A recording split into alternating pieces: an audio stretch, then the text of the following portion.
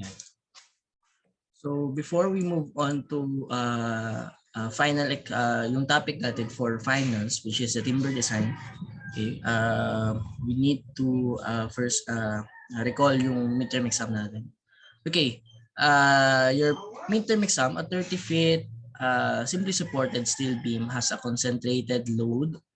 Okay, concentrated load P at the midspan. So using a W14/61 of A992 steel, and it has a continuous lateral support. Using the ASD only, what is the maximum safe value of P? Okay, so I think ito yung ito nga. Okay, so for the solution is this one. So the problem is asking what is the safe value of P in a simply supported beam. Okay, and also using the ASD only. So before we start, let's understand the problem. So according to the problem, it has a continuous lateral support. So what does it mean? Ang meaning ay there is no lateral torsional buckling. Okay, tama. There is no lateral torsional buckling. So the limit state na LTB is not governing. So maybe yielding or yung flange local buckling. Okay, or the local buckling. So before we conclude that it has a flange local buckling, again, we check the compactness of shape and determine that it is compact. So therefore, the only limit state is yielding. And if that is the only limit state, the nominal flexural strength is equals to MP is equals to FYZX, which is equals to 425, this one, 425 feet kips. Okay, so since using the ASD, so we just need to equate, okay, since hahanapin lang natin yung maximum concentrated load P, so we need to equate only the demand to the capacity. Okay, we just need to equate both values and solve for P. So just equate demand to the capacity. Okay, so using the ASD, meaning you need to use service loads. So ano yung load combinations na gagamitin natin? So we'll be using dead load plus live load. Okay, so according to the problem, the load P, okay, the load P is, okay, hindi niya naman sinabi kung dead load or live load siya, since it doesn't matter if that is a dead load or live load because the factor for dead load and live load is both 1.0. Okay, so what are the load presence in our beam? The only load present that in our beam is uniformly distributed load, which is the self weight of our beam, which is uniformly distributed load, and a point load P. So to determine the maximum bending for uniformly distributed load, that is WL squared over 8. And for point load, that is PL over 4. And equate it to our ultimate allowable bending capacity, which is 425 divided by the factor of safety of 1.67. And what is the unit weight of our beam? Okay, according to the problem, that is W14/61, and that is 61 pounds per foot. And convert it to kips per foot, just divide it by 1,000, you get 0.061 kips per foot. Okay, so that is your W or omega. Okay, W omega L squared over 8, PL over 4. The only unknown is P. Solve for P, you get 33.017 kips. So that is the answer for problem 1A. Okay. Next problem is I hope na nakuha nyo, pero I'm wondering bakit ang baba ng score. And I just want to remind you, class, that this example problem is, I think nabigay ko siya nung quiz 2 or quiz 1, but using the LRFD only. So right now, ang ginawa ko lang is ginamit ko lang ng ASD, and I'm hoping na exam is nakuha nyo sana yung sagot if you really study your steel design. Okay, problem 2. Okay, but let's go back to problem 2. Okay, for problem 2, a W16 by 31 A992 steel is used as a beam. So the beam has a continuous lateral support again. So meaning your lateral torsional buckling is not governing. And the only thing that you need to understand or you need to find out is if the limit state is yielding or flange local buckling. So the uniformly distributed load in the figure is a service load that consists of 50% dead load, including the beam weight. So don't need to solve for the beam weight. So that 50% dead load is already included, and a 50% live load, okay, in this W, which is 5.5 kips per foot.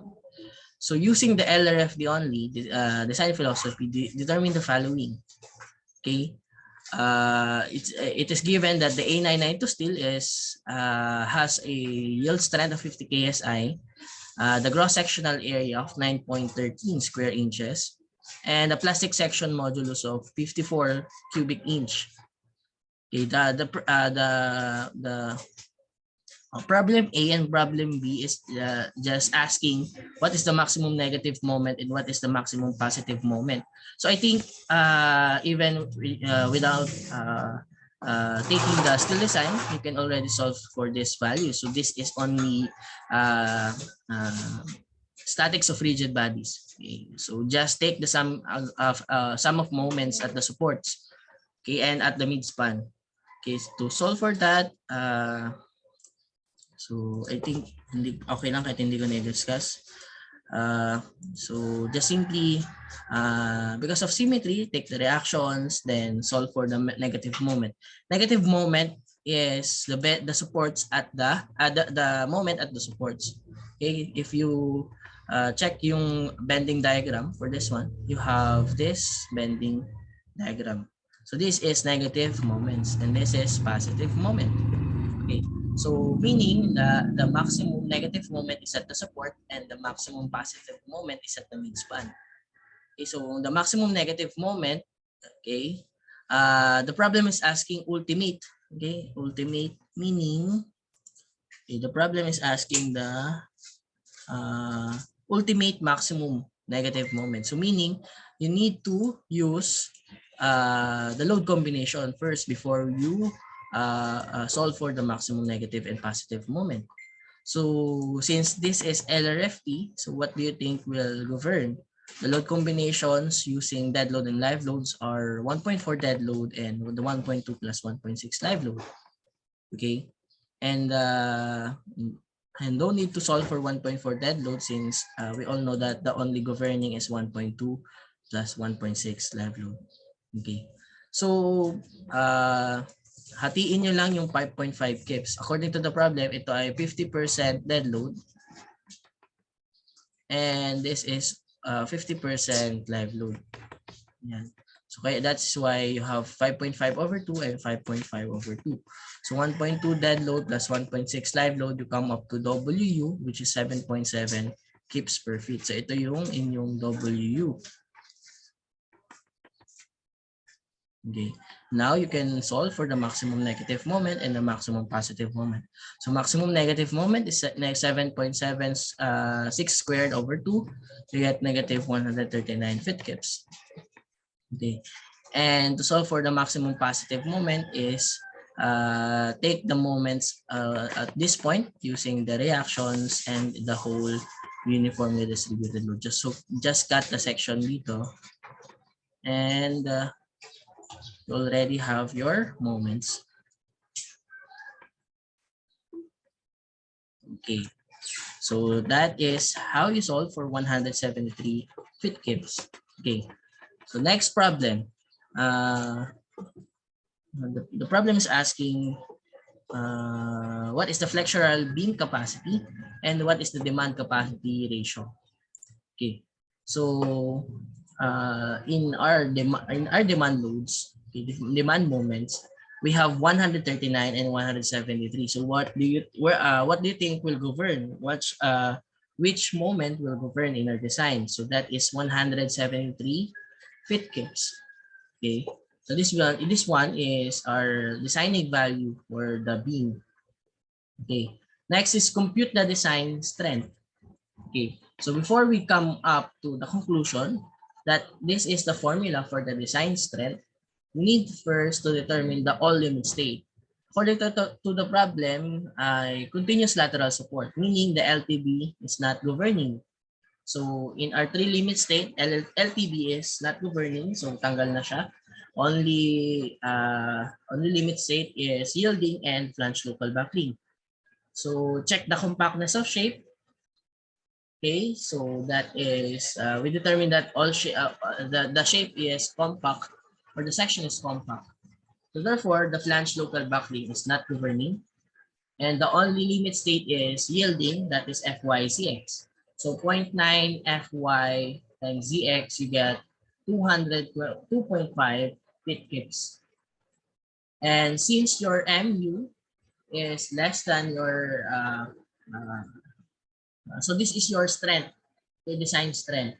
So determine the demand capacity ratio of the beam. So just divide 173, which is your demand, divided by the capacity 202.5, you get 0.856. Okay? So madali lang, di ba? Next is problem 3. So for our problem 3,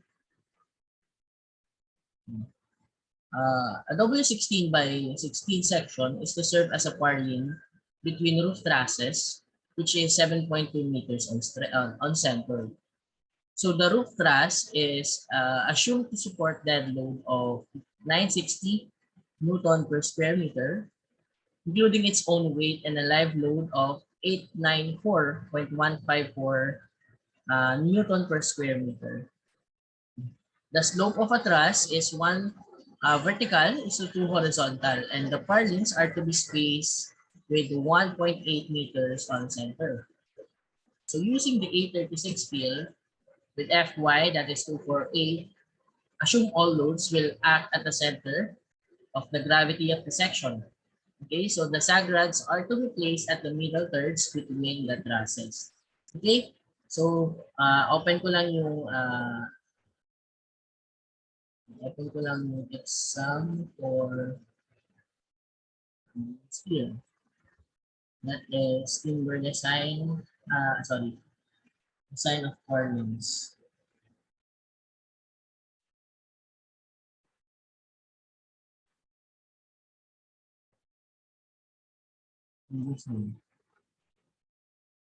Okay. So in our module, design of purlins, steel purlins, okay. So the problem states that we assume that the loads are acting on the centroid. So we have this one. Yeah. So therefore, we will use the sectional modulus for tangential, that is full SY. Okay. And this is our steps. Okay. To determine the area load, okay, the member loads, and then the maximum moment, nominal and tangential moments, the bending stresses, and the interaction equation. Okay. So in our problem,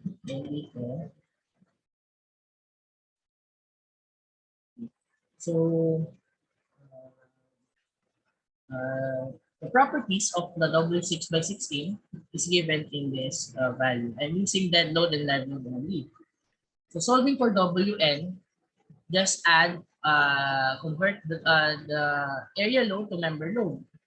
So that is basically this one. Okay.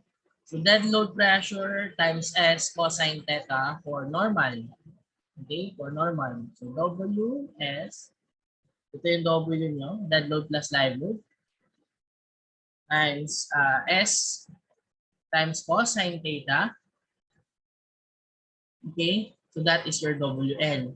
Then for the normal moment or MN, okay, the only according to the problem, it has a sagrads with the middle thirds.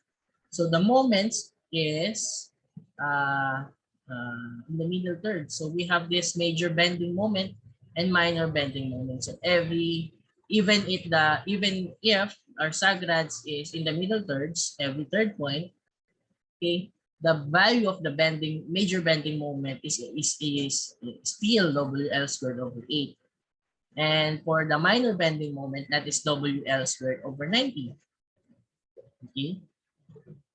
So therefore, gagawin mo dito, ito yung WL squared over 8. What is RL? RL is the total length of truss. Okay? Or basically the spacing of your, the total length of your purlins. And basically that is equals to the spacing of the trusses. Okay? And that is this one, 7.2. And determine the bending in X, that is FBX equals to MNSX, that is 115.81 megapascal. Next, the tangential, okay, yung tangential or the minor axis bending. To solve for WT, that is WS sine theta. Okay. And after that, solve for MN. So according to the problem, that is middle thirds, that is WL squared over 90. Then after that, solve for FBY, that is MN over SY. So why SY?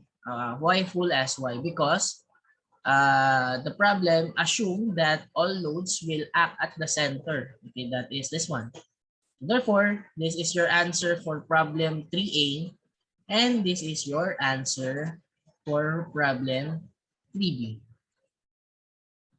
Okay, and to determine the demand capacity ratio, okay, DCR, if the capacity is 0.66 Fy in X and 0.75 Fy in Y. So the answer is 0.836. So I think you all know what is the interaction equation. So the interaction equation is this one. Okay, this one. So FBX over the capacity plus FBY over the capacity in Y. It should be less than or equal to 1.0. So this is your answer. Okay, any questions, class? Any clarifications for the exam?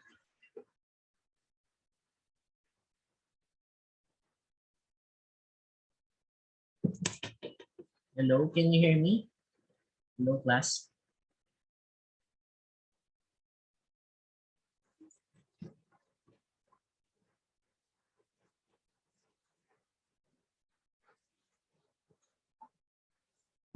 Yes, I can. Makikita ko yung solution na yan. So, hindi ko pa na-check yung solutions nyo. Medyo busy lang talaga sa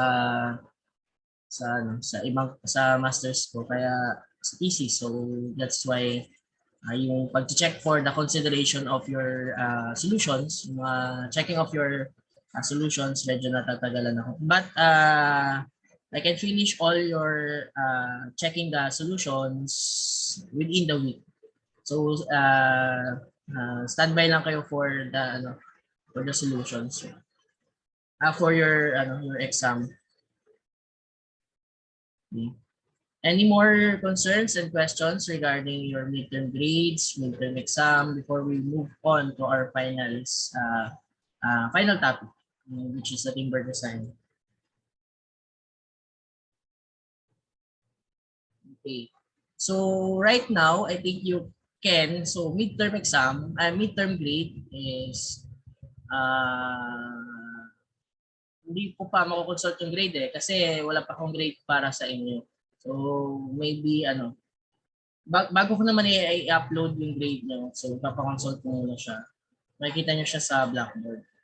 Okay, anyway, how to solve for your final grades para malaman if what is your computation, how to compute for your final grade in order to pass the subject. Okay.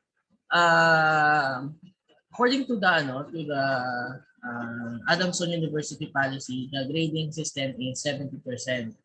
Yun yung ito yung passing grade. Okay, ito yung passing grade. Okay. And that I think prelim midterm finals is 30, 30, 40. 40% prelim plus 30% midterm plus the 40% finals. Okay, for example, si one that grade of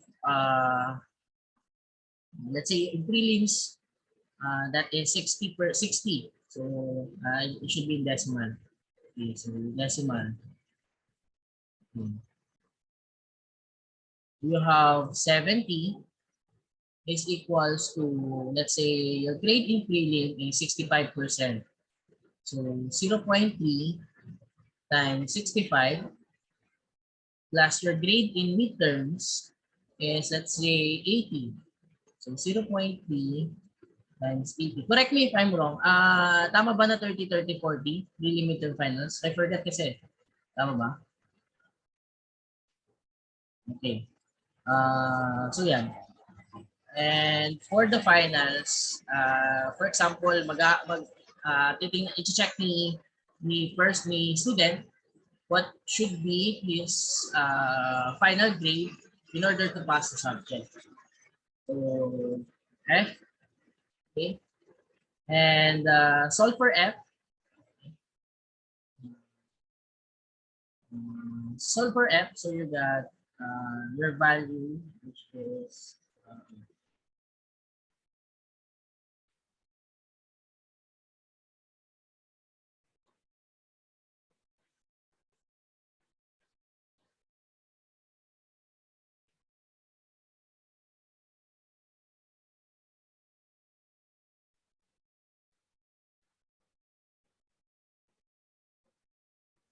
okay, ano yung score? Ano yung kailangan yung score? Hindi ko daw calculator ko.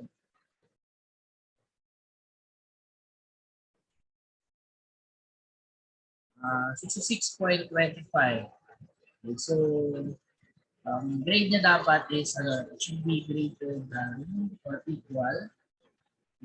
So your F should be greater than or equal to 62.5. So this should be his grade in finals, combine yung lecture and laboratory. Okay. For your lecture and laboratory, um, lecture and laboratory. Okay. For your grading system, ano ba yun?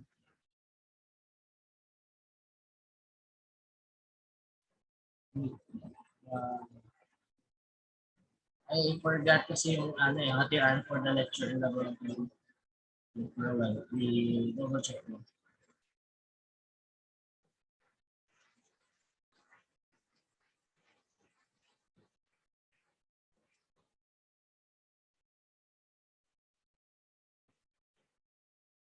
Okay. 70-30. Okay, 70-30. Yung hatian.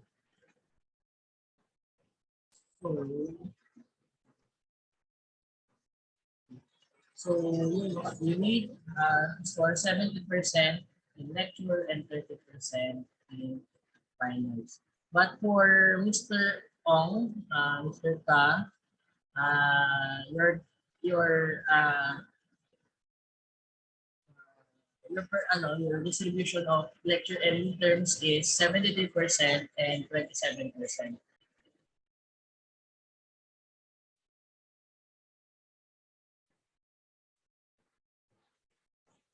Okay. So 62.5 lecture and laboratory.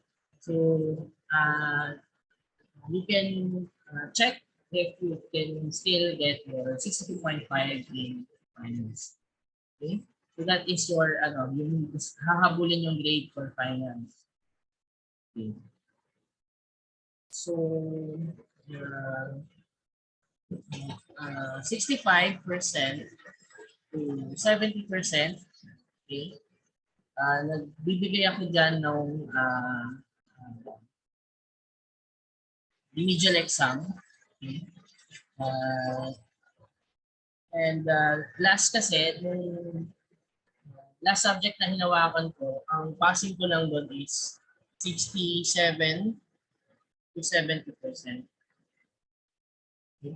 So ito, hindi ko na to gagawin. I don't want for remedial class. Pero yung 67 to 70% is pwede ko nang i-consider. Okay. So I hope right now nag-check na kayo ng grade nyo. Okay.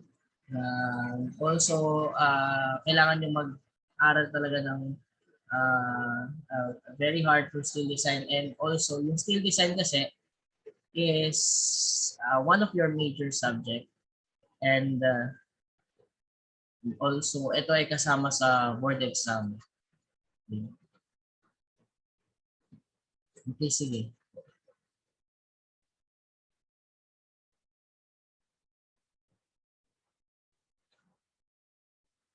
Okay, for the finals, ang lecture natin is all about timber design. So I can upload all our lectures in timber design. Naka-prepare naman na yung lecture natin for timber design. So I'm hoping na sana aaralin mo para makahabol kayo for your grades. Okay? Sige.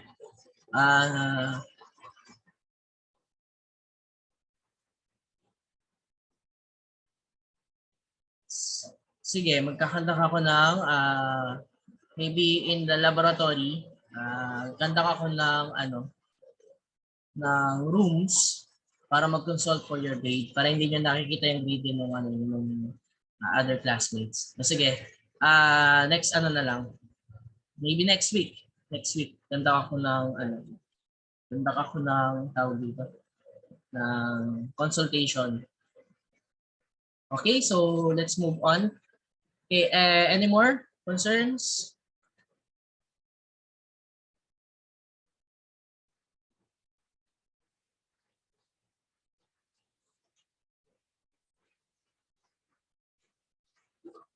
Okay.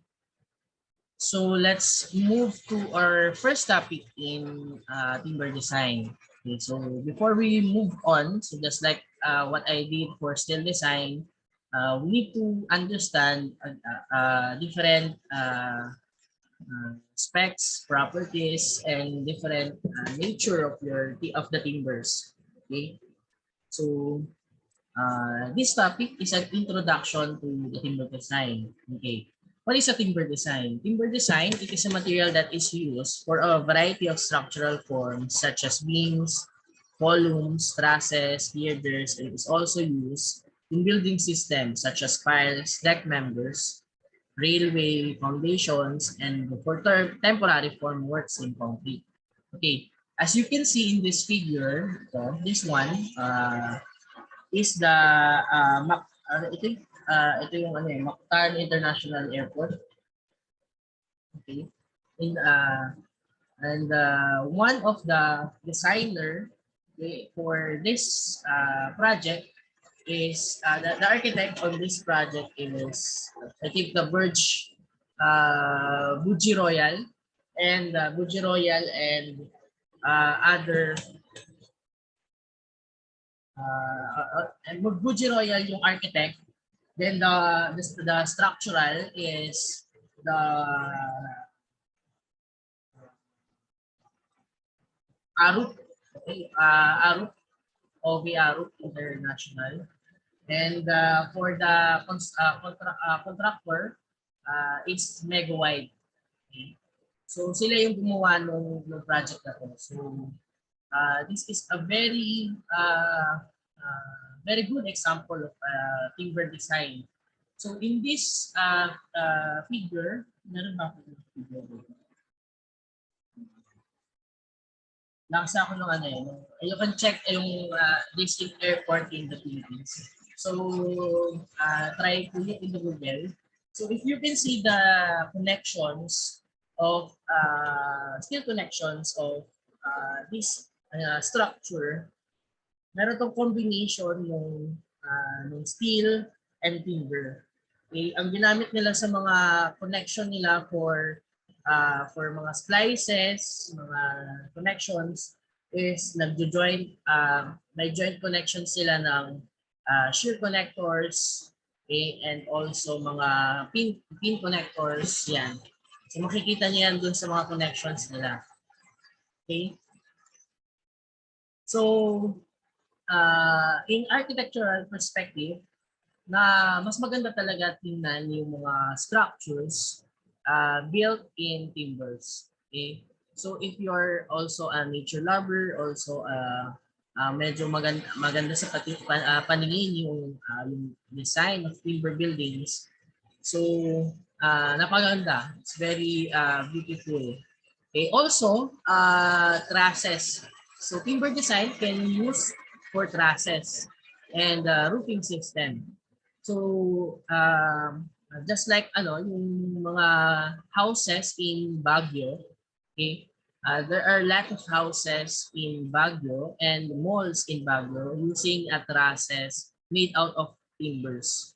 So most of their structures, most of their buildings and houses doesn't have a ceiling, okay, because they want to showcase uh, the the aesthetics of the timber connections. Yan, napakaganda kasi yung mga connections for timbers. Okay, and also you can use timbers in beams and girders. Okay, uh, most of the time, yung mga depth of your timber beams is at least mga 10 inches, 12 inches. You can find that timbers. So meron pa rin naman tayong mga malalaking mga beam, ay malalaking mga trees sa Philippines.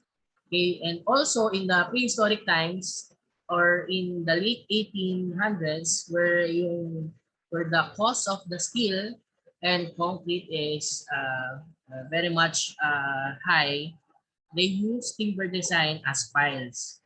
Okay, and also deck members and railway foundations. Okay, they use timber design for piles. However, if timber design is exposed to natural earth, masisira yan in yung lifespan yan, hindi yan magtatagal. Okay? And because kasi nga hindi siya ganun well kapag exposed siya sa natural earth. Okay? So at that time, medyo mahal yung steel, so that is why they use piles.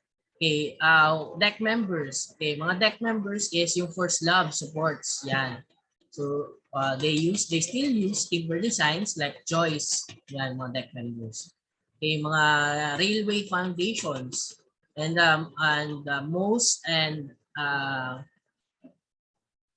most widely used use of timber design, timber structure is for temporary formworks. Okay, so in formworks, okay, you need to provide formworks when when you are pouring concrete. So maglalagay ka ng formworks, then after that, maglalagay ka ng magpupur ka ng concrete. So ito yung kalimitan na ginagawa ngayon for timbers. I don't think if there are a lot of buildings in can you share in buildings in Myanmar is still using a timber design, a timber structure? Mr. Ka? Hello? Are you there?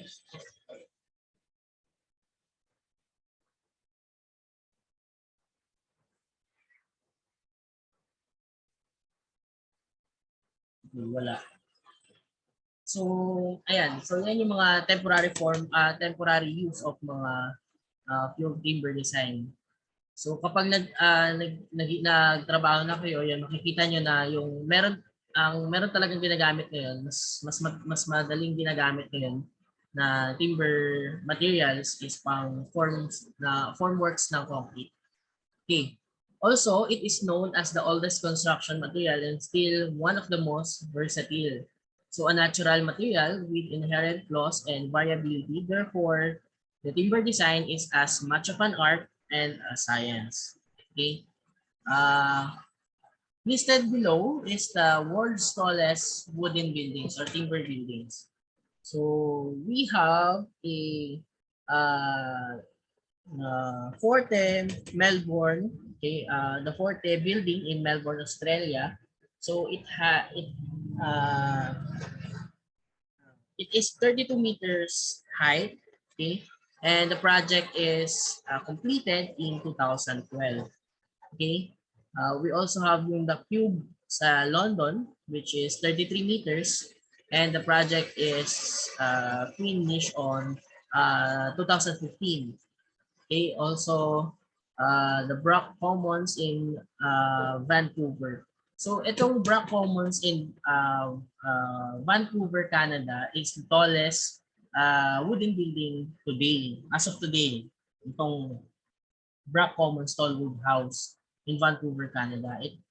Ito ay 53-meter high and the project is completed in 2017. Okay, pero matatalo siya ng W350 project in Tokyo, Japan, okay, which is about 350 meters. Imagine 350 meters. So that is 6 times to the Brock Commons Tallwood House. Okay, and it is set for completion in 2041. So imagine Tokyo, Japan is under or within the Pacific Ring of Fire.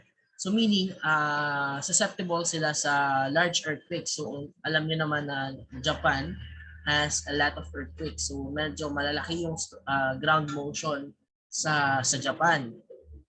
Okay, but still, their engineers are very capable of designing this large structure kahit it is made out of timbers. So, kasi ang timbers is naturally parang ano yan mas natural feeling. So, 'di ba sa Japan medyo yung climate nila is very cold. So, that is why most of Japanese want yung mga timber structure, yung gusto nila mga timbers kasi medyo maganda yung feeling. Okay. So this is 6 times of the Brock Commons Tallwood House. Okay. So this W350 project in Tokyo is proposed wooden skyscraper in Tokyo, in central Tokyo, Japan, and it was announced in 2018. So the skyscraper is set to reach a height of 350 meters with 70 floors. Okay, so this is high-rise building. So which upon its completion will make it the tallest wooden skyscraper. Okay, as well as the Japan's highest overall skyscraper. So imagine yung pinakamataas na skyscraper sa Japan is made out of timber. So the skyscraper is set to be mixed use of buildings, including a residential, office, and retail spaces. And it also has a vertical garden. Okay, may vertical garden sila. Okay. We also have the Mactan Cebu International Airport or the Terminal 2 in the Philippines. Okay. It is the second busiest international airport in the Philippines and it is located in the Lapu-Lapu on Mactan as a part of Metro Cebu and serves the Central Visayas region. So this design Terminal 2 at the Mactan Cebu International Airport was led by a Hong Kong studio, Integrated Design Associates, the Buji Royal, okay, and also the industrial designer si Kenneth Cobon Pue. Okay. So yan pala yung mga architect dito. And for the local, ito yung mga international architects eh. Yan, itong Integrated Design Associates, si Kenneth Cobon Pue, and this Buji Royal is yung local architects. Okay, sila yung sila yung kinuha nilang local architects.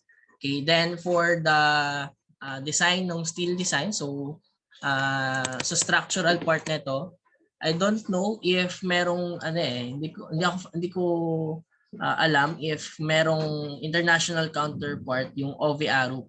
Kasi ang nag-design nito is the OV Arup Philippines. Okay, so sila yung nag-design nung steel and timber structure. Okay, and ang nag-construct nito is the Megawide. Okay, Megawide yung nag-construct. Yan, sila yung gumawa nito. And as you can see, meron silang large inclined columns, okay? And form ng arc, okay? And also meron silang base plate, okay? So ito yung kanilang support, okay? So restricted siya on movement, okay? So para siyang ball and socket joints, di ba? Then you have a timber base plate at the bottom. Yan. Okay, that is your base plate. Okay. And also meron silang mga lateral bracing in their beams. Yan. Because you can see ito, may mga lateral bracing sila. That is acting as a lateral bracing. Yan. Yan. Okay. And also meron silang connections dito eh. May I think may isang uploader, I don't recall, na nag-viral, pinost na yung yung connections in Mactan Cebu International Airport. Okay. Paano na-achieve yung curve ng timber? Okay. So I think ang naisip ko dito is ginamitan nila ng glue laminated timbers. Okay, glue lam timbers. Yung glue laminated timbers kasi hinahati yan dito eh. So hindi kasi yan ma-achieve, di ba? Naka-curve yan eh. So may glue laminated yan, naka-glue laminated yan. Pero I think may connection din to sa loob. Pero also meron din siyang glue laminated timbers. Yung glue laminated timber class is they're connected glue. Yung glue medyo, so kung nagdududa kayo sa strength ng glue, wag na kayo magduda. Malakas po yung glue. Kaya ginagamit sila as ginagamit sila sa structural ng timbers. Yan. Sige, maybe you can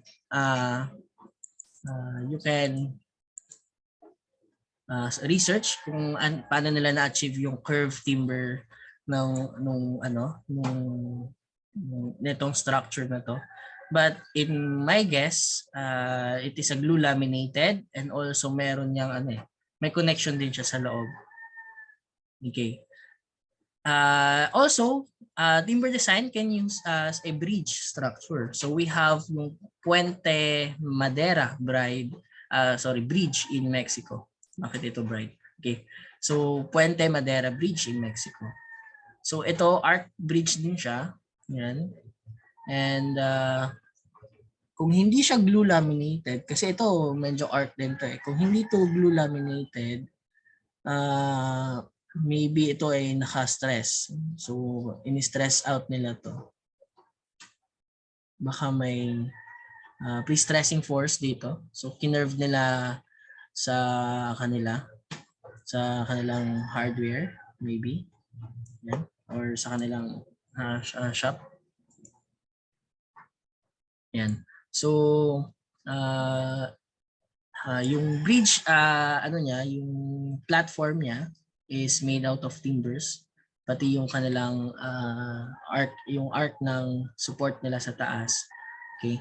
Also, you have the Eagle River Timber Bridge in Michigan. Okay, this one. So, kung mapapansin niyo yung kanilang support, in this one, yung support nila, it is a pin-connected support. Yan. Okay. So, pwede siyang mag-move, mag-rotate. Okay. And also, makikita niyo na may base plate siya. May base plate connection dito. And kung mapapansin niyo yung orientation ng bolts, okay, ang orientation ng bolts is outside. Okay, little trivia kung paano malalaman kung pin yung supports or fix yung support. Okay. So based on the base plates mga steel design. Okay, kapag ang supports nyo is ang bolts nyo is nasa outside, nandito nasa labas, outside nung timbers, ng steel members. That is pin support. That is moment supports. Okay, moment 'yan. Okay, or fixed supports. Kapag yung connection ng bolts nyo is within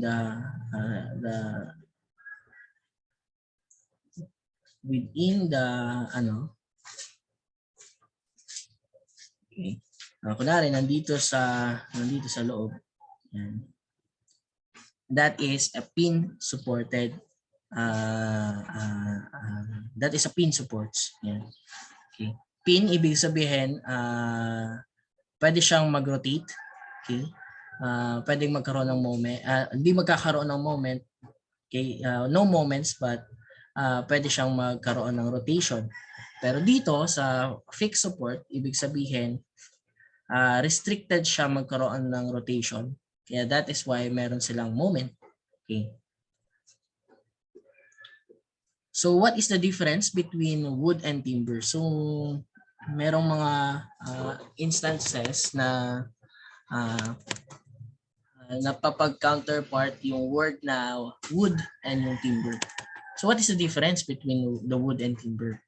Yung wood is defined as the material that forms the trunks and the branches of the trees. So that is a wood. But the timber, okay, the word timber is a wood cut from the trunk which can be used for constructing houses, boats, furnitures, and any other constructions. Okay? So in other words, yung wood is yung timber is doon yung pinagmulan ng timber is sa wood. So kapag nakakita ka ng puno, kinat mo, okay, ibig sabihin that is a wood. Pero kapag kinat mo na yung wood into structural sizes, let's say 2 by 4 inches, then S4S or S2S, S3S, yan. That is already a timber. Okay? So that is the difference between wood and timber. Okay? So kapag may nagsabi sa inyo, oh, that is a wood. So no, that is a timber. Okay. And okay, number is, I think meron dito naman. Okay. So what is the structure of the wood? Okay. So the structure of the wood, so kunwari ikaw, may nakita kayong puno na kinat mo siya, kinat mo yung cross section ng puno. Okay. And you check yung itsura ng puno, okay? Okay, na meron siyang ganito. Ganito yung kanilang structure. Okay, so wait, malolobat na ako.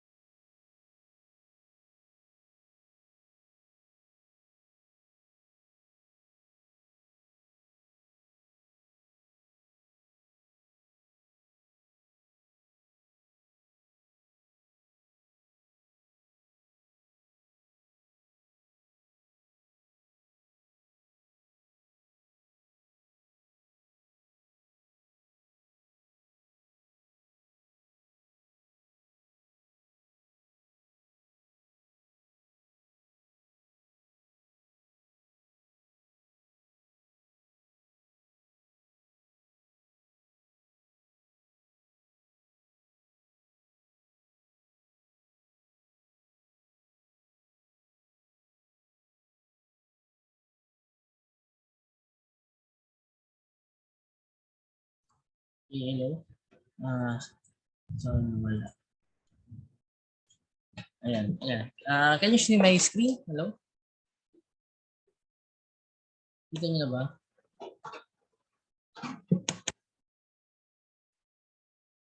Okay. So yun, so lumber is also called as timber. Okay? Yun pala yung lumbers. Okay, lumbers is also called as timbers. Okay. So yun, so if we examine the structure of the wood, so ito yung makikita natin. So we have yung annual rings. So yung annual rings, ito this one. Okay. So annual rings, each year a band of early wood. Okay. So dito muna tayo sa cambium. Okay, this one, cambium. Ito. Yung cambium is itong part na to.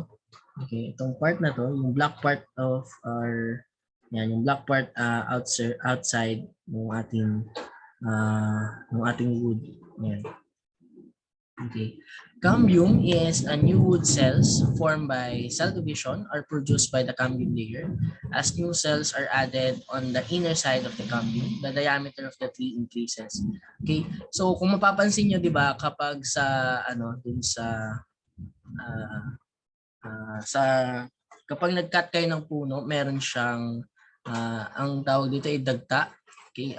You know yung yung parang ano bang I don't know the English term for parang may tubig doon sa kapag nag-cut ka ng puno, dagta, okay?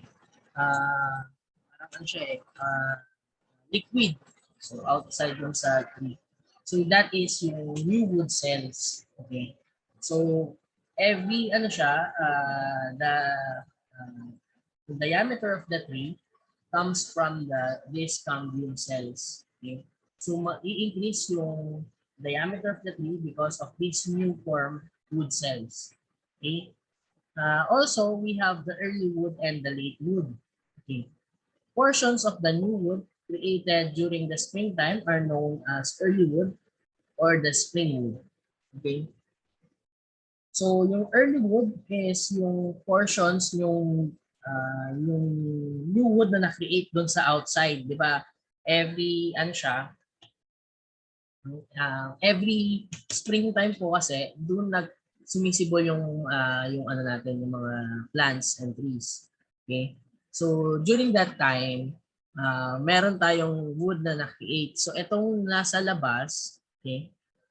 Ito yung mga early wood and yung nandun sa loob is yung late wood. Okay? So nagpo-produce yan every springtime. So galing siya dun sa cambium sa labas, yung mga new wood cells. Then we have annual rings. Okay, so 'di ba every year, every springtime, magpo-produce yung trees ng cambium, yung new cells, new wood cells. Okay? So every year meron siyang layer. Okay? So that layer count as 1 year. So malalaman natin yung total age of the tree based on annual rings. This one.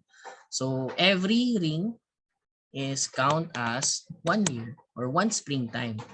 Yan, every year or every ring is count as 1 springtime or 1 year. Okay. Also, we have the heartwood and the sapwood. Okay. The wood in the annual rings nearest outside of the tree or the newer portion. Ito nga yung newer portion. And they called it as sapwood. Okay, di ba galing siya sa labas. Ito yung newer portion. This area is the newer portion. And they call this one as a sapwood. And yung inside, okay, portions near the center no longer carries this fluid. That is yung sinasabi kong dagta. Yung fluids that store the food of the trees, okay, are called the heartwood. Okay, so this inside area, yung heartwood, okay, this heartwood, okay, yan, yung area na yan, okay, this area, yan, yung area na to, sila yung heartwood, yan, yung kulay brown na to, yan. And it has no longer carry yung fluids, okay? So wala na yung fluids or yung mga dagta doon sa puno na yan. Okay?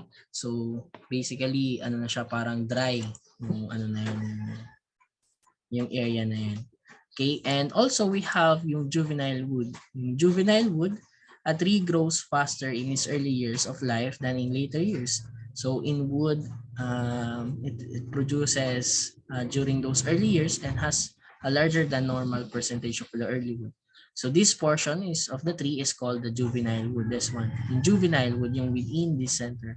So yung juvenile wood, okay, para po tumangkad yung puno is nandito po sila galing sa juvenile wood. So yung juvenile wood para ito yung pituitary gland ng ating wood.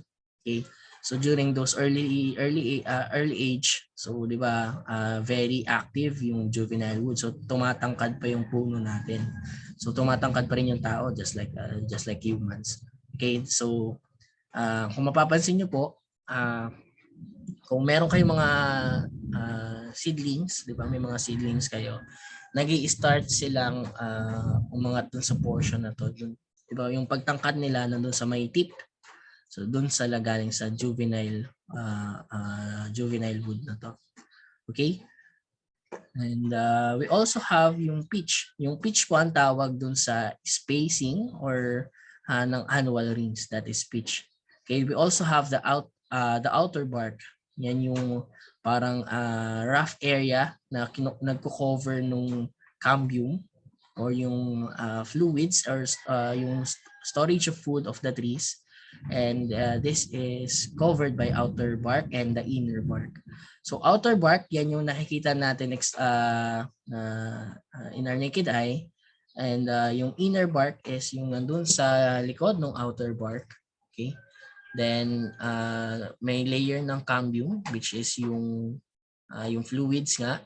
Then the early woods or yung sapwood natin. Okay? And then the late wood or the heartwoods.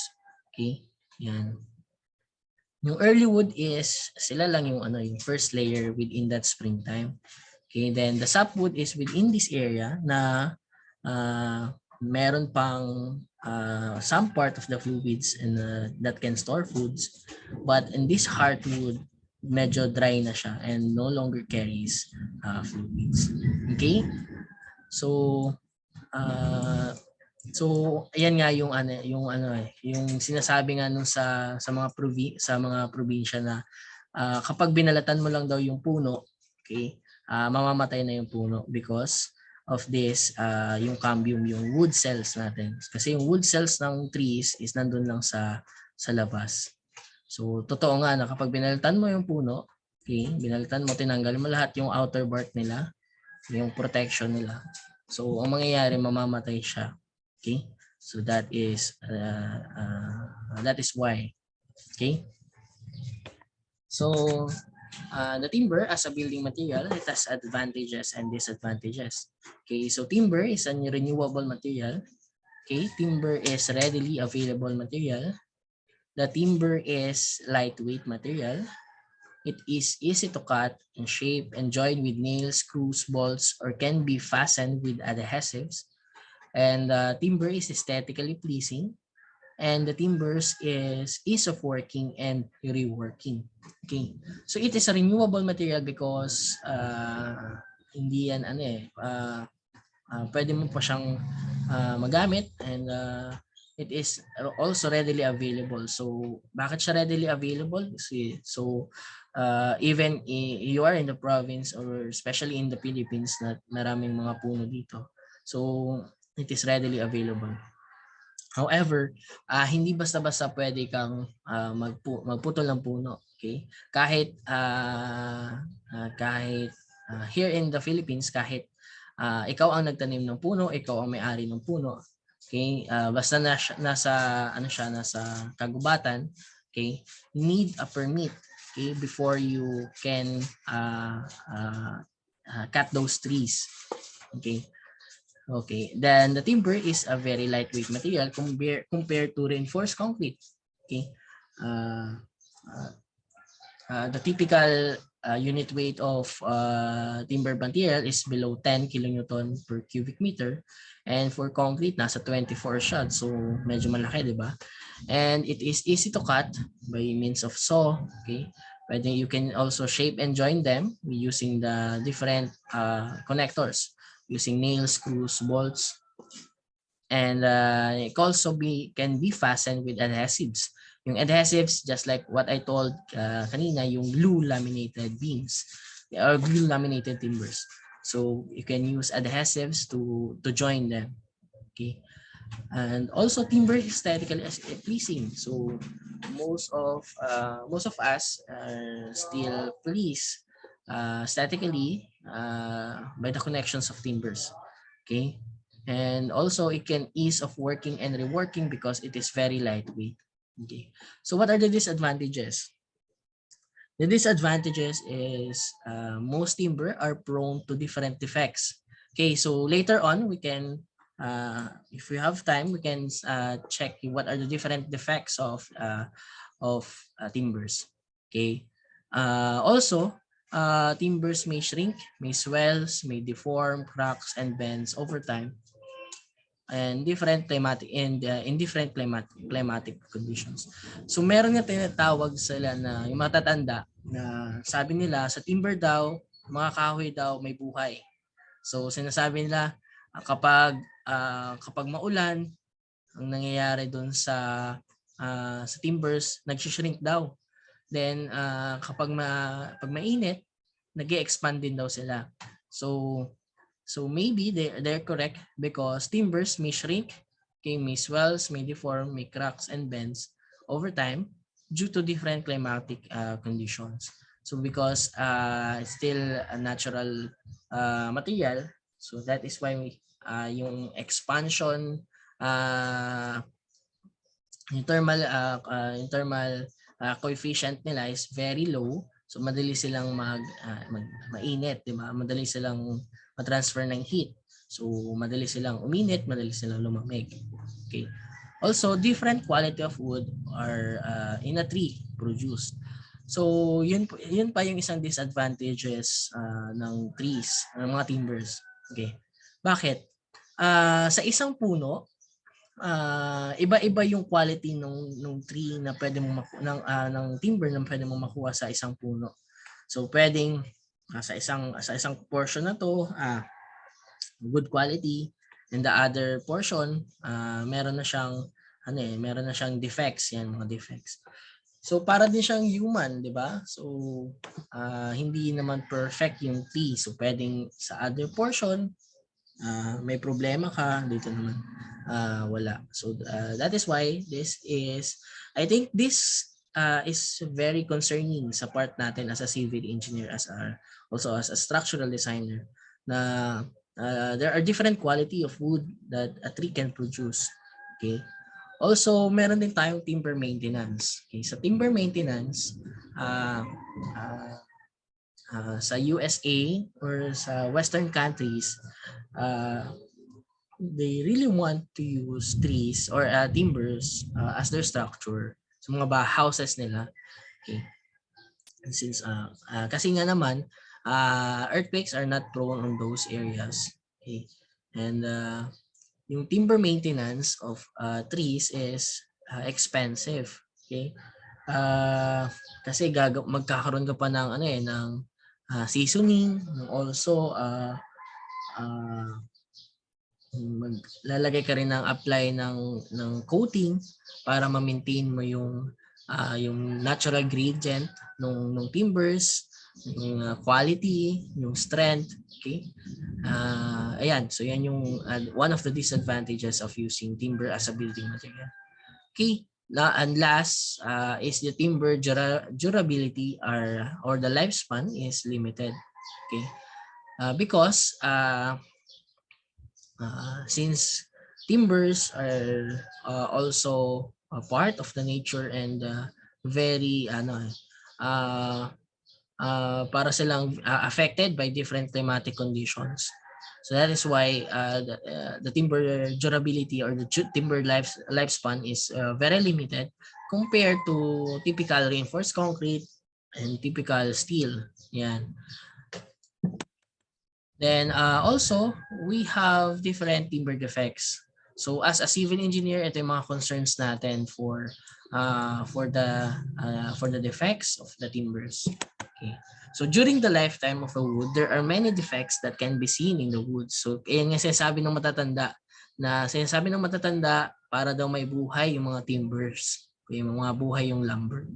Okay. From its growing period, conversion to timber, and seasoning process.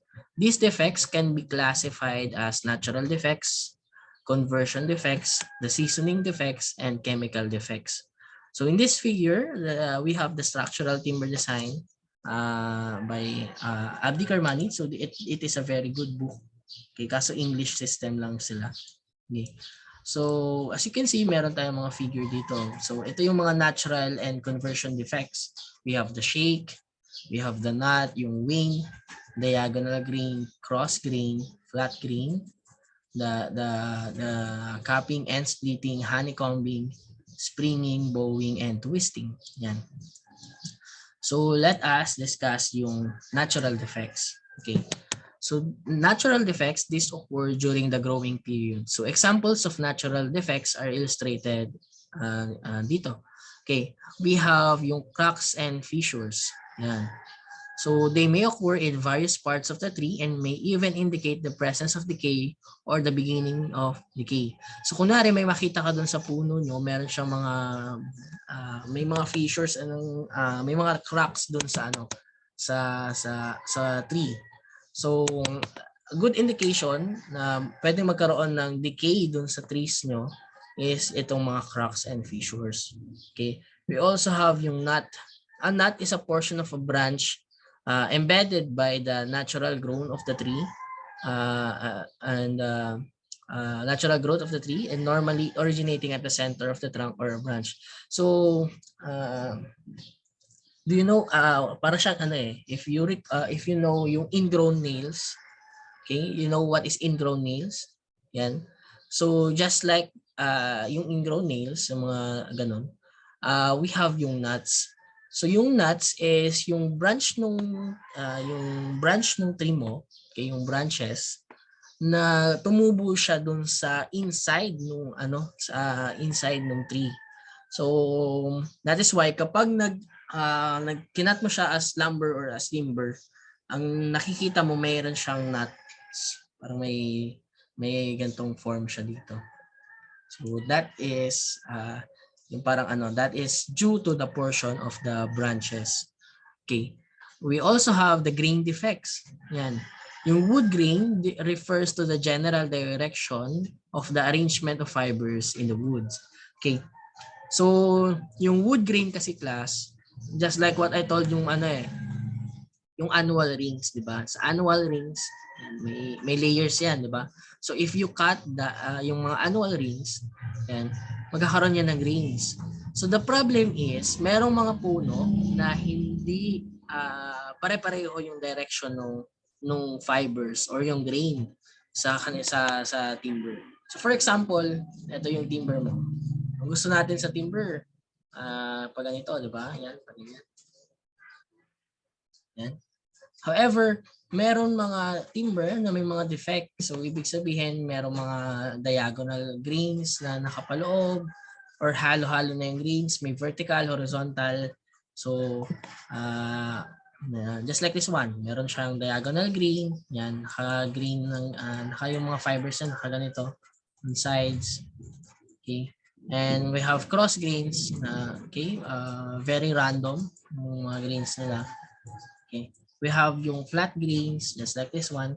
Ang problem kasi dito, class, is one of the problem dito is yung magka-cut nag-cut ng wood nyo. Okay? Because hindi niya siguro sinunod yung hindi niya sinunod yung pag-cut nung grain. So yung tinatawag na along the grain or across the grain, yung maganda yung putol ng puno niya, pagkaka-cut into lumber or into timbers. Okay. So siguro binasta-basta niya na lang, so kaya labo-labo na yung mga grains. Okay. So that is one of the reasons, yan, grain defects. Also, we have the fungal decay. So kapag nakakita na kayo ng fungal decay, a good practice is to reject that lumber or reject that timbers. Okay? So i-reject niyo na siya agad if you are a civil engineer or the engineer of the site. Na kapag may nakita kayong defect, mga fungal decay, yan. Diyan nagsisimula yung mga weak part nung structure mo, no? Sa mga fungal decay kapag ginamit mo pa siya as material, building material. Okay, we also have the conversion defects. Yeah. So conversion defects, these are due basically to unsound practice in the use of milling techniques or to undo the economy in attempting to use every possible piece of timber converted from the trunk. So a wane is a good example of a conversion defect. So this wane, parang may tipak yung tree mo because uh, number one is hindi maganda yung pagkakaputol nung may problema dun sa nagputol ng puno nyo, nag-cut into lumber. Siguro hindi siya perpendicular or hindi maganda yung pagkakaputol niya, nagka-problema siya, nasira yung blade ng saw, nung chainsaw. So that is one of the reason of the conversion defects. Also, nagtitipid yung client. Okay? Ang attempt ni client na every possible piece of that timbers is converted, every possible piece of that wooden trunk should be converted to timbers. So yun yung gusto niya. So that is why merong mga cases na, so for example, 2 by 2 inches yung binili niya. So for example, 2 by 2 inches. So since gusto niyang magamit lahat, okay, so sometimes doon sa isang end, meron siyang 1.5 by 2. So mga may defect ng ganito. So for example, yung cross section doon sa other side is ganito na. Yan. Kasi nga naman, ginamit niya pa na, tinuloy niya pa rin as gusto niya ma-convert lahat into lumber or into timbers. Okay. Ayan. So ayan yung mga conversion defects. Okay, next example is yung seasoning effects. Okay, seasoning defects are directly related to the movement that occurs in the timber due to changes in moisture content. So, excessive or uneven drying, exposure, the wind and rain, the poor stacking and spacing during the season can all produce defects or distortion in the timber. Okay, kung meron ba sa inyo dito na maybe may experience na sa mga bagong cut ng tree ng timbers o mga lumbers, ang mapapansin niyo diyan is ini-stack yan ng after cutting into lumbers, into timbers yan. Ang right thing to do is hayaan mo muna siyang mag-dry because kapag freshly bagong putol, the moisture content is very high, and after drying and not properly spaced and not properly stock, it will cause yung seasoning defects. So just like yung end splitting, may makikita ko yung may splitting dun sa ends, yung mga honeycomb dun sa ends. It will also have yung cupping na tinatawag, yung nagbe-bend yung cross section ng inyong timbers or yung lumbers nyo. Okay? So parang ganito, springing, the bowing, and yung twisting. Then also, ang ginagawa dyan class, kapag bagong cut, ang ginagawa, ini-stack sila, pinagpapatong-patong sila na ganito. Ganito. Then naka-expose muna sila sa Pwede mo silang pa-expose muna sa or pwedeng hindi. Kasi ang problem kasi kapag naka-overexpose naman, magkakaroon ng end splitting. Yan, katulad nito. Sobrang moist, sobrang dry niya na, magkakaroon ng end splitting yan. Okay, so maybe ilagay mo lang sila sa room temperature or a good place na hindi nababasa, hindi na uulanan, and also uneven yung drying, yung mga ganong places. Yan. Or excessive or uneven drying. So, doon mo sila ilagay. Then, kapag nag-i-stack niyan class, kailangan mag-provide kayo ng weights doon sa top. Yan. Even weights doon sa top. Okay, then meron siyang studs dito. Yan. Because kapag hindi, magkakaroon sila ng capping like this one. Like this one. So, ang mangyayari, magbe-bend yung ganito mo, magbe-bend siya ng ganyan.